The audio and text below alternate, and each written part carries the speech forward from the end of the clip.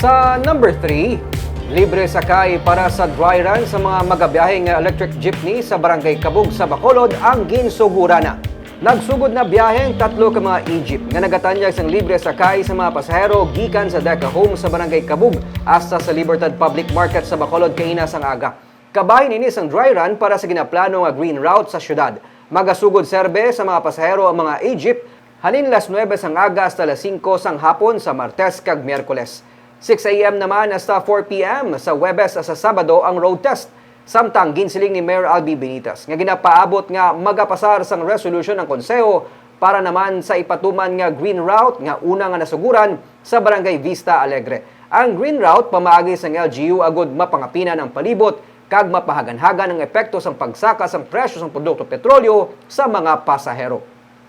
Nagsaka na ang presyo sa gasolina naman lima. Right?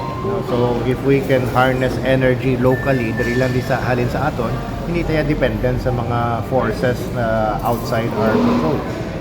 So that's why it is always wise to prepare for the transition to electric vehicles.